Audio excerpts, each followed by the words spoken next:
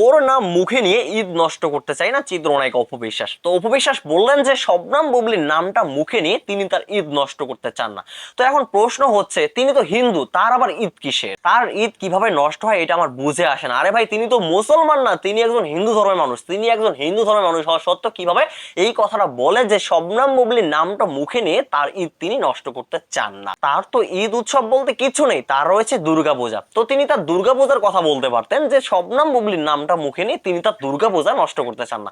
তো তিনি কেন মুসলমানদের ঈদের কথাটা বললেন? আচ্ছা, এরপরের মজার ব্যাপারটা দেখেন, তিনি যার নাম মুখে নিতে চান না, যার নাম মুখে নিয়ে তার ঈদ নষ্ট করতে চান না, তো ভাই ব্রাদার দেখেন তার নামটাই বিক্রি করে তিনি ইন্টারভিউ দিয়ে খাচ্ছেন। অনেকদিন হয়ে গেল নায়িকা অপু বিশ্বাস আমাদের বিউটি কুইন শবনম বুবলির নামটা মুখে নিতে পাচ্ছেন না। অনেকদিন হয়ে গেল নায়িকা অপু বিশ্বাস শবনম বুবলিকে বিক্রি করে তিনি বিজনেস করে খেতে পাচ্ছেন না। এইবার তিনি সুযোগ পেয়েছেন, হ্যাঁ এইবার তিনি সুযোগ পেয়েছেন, তাই শবনম বুবলির নামটা সুযোগ মতো ব্যবহার করে বিজনেস করে খেলেন। শবনম বুবলির নামটা বিক্রি করে বিজনেস করে খেলেন। তো ভাই, আপনি যার নাম মুখে নিতে চান না তার নামটা কেন আপনি আকার ইঙ্গিতে নেন? ও আমি তো ভুলেই গেছি যে তার নামটা না নিলে আপনার ইন্টারভিউ চলে না, তার নাম না নিলে আপনার ইন্টারভিউ কেউই দেখে না, তাই আপনি কায়দা কৌশল করে তার নামটা ইউজ করেন। আপনি তার প্রমাণ গত কয়েক মাসে পেয়ে গেছেন। আপনি গত কয়েক মাসে যতগুলো ইন্টারভিউ দিয়েছেন সেই ইন্টারভিউ গুলোতে শবনম বুবলির নাম নেননি, তাই সেই ইন্টারভিউ গুলো আপনার চলেনি। তো আপনি যেহেতু এখন দেখতেছেন যে আপনার ইন্টারভিউ গুলো একটার পর একটা ফ্লপ হয়ে যাচ্ছে, তাই আপনি এখন শবনম বুবলির নামটা নিতে বাধ্য হলেন, শবনম বুবলির নামটা বিক্রি করে খেতে বাধ্য হলেন। ভাই বিশ্বাস করেন, এই সমস্ত কথাবার্তা শুনলে আমার কাছে খুবই হাস্যকর মনে হয়। দেখেন উনি কতটা ক্রিটিক্যাল।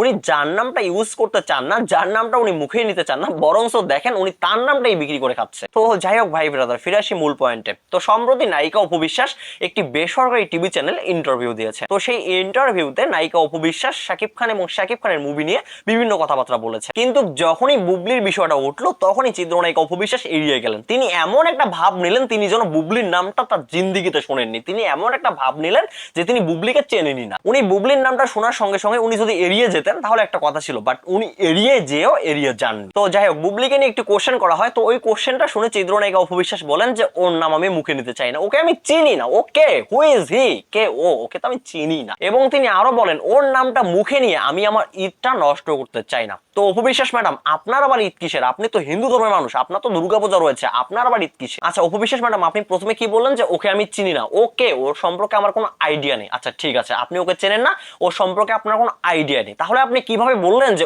ওর নামটা মুখে নিয়ে আমি আমার ঈদটা নষ্ট করতে চাই না? তাহলে এই ওটা কে? আপনি এইবারও এটা প্রমাণ করে দিলেন যে আপনি আলোচনায় এবং সমালোচনায় থাকার জন্য সবকিছু করতে পারেন। আপনি আলোচনায় এবং সমালোচনায় থাকার জন্য আপনি এমন কোনো কাজ নেই যে আপনি করতে পারেন না। আপনি এইবারও এটার প্রমাণ দিয়ে দিলেন সুন্দর করে। তো নায়িকা অপু বিশ্বাস ম্যাডাম, আপনি বুবলির নামটা মুখে নিলেন আর নিলেন না, তাতে কি বুবলির পড়ে গেল? বুবলি তো আপনাকে গণাই ধরে না, বুবলি তো আপনাকে হিসাবের মধ্যেই রাখে না, বুবলি তো আপনাকে পরোয়াই করে না। বাট আপনি দেখেন বুবলি বুবলি করে আপনি আপনার ইন্টারভিউ হিট করে যাচ্ছে। বাট এইটা মানতে হবে যে আপনার বিজনেস পলিসি দুর্দান্ত, আপনার বিজনেস পলিসির কাছে সবাই মাথা নত করবে। তো যাই হোক, কি আর করবেন আপনি, আপনার হাতে তো কোনো কাজ কাম নাই, আপনার কাজ কামই তো এইটা ইন্টারভিউ দিয়ে ফিতা কেটে এইসব করে খাওয়া। তো সেক্ষেত্রে শবনম বুবলি আপনাকে রুজি রোজগারের ব্যবস্থা করে দিয়েছে যাতে আপনি ইন্টারভিউ দিয়ে 2 টাকা ইনকাম করে খেতে পারেন। তো সেক্ষেত্রে বুবলিকে তো আপনার থ্যাঙ্কস জানানো উচিত, তাই না?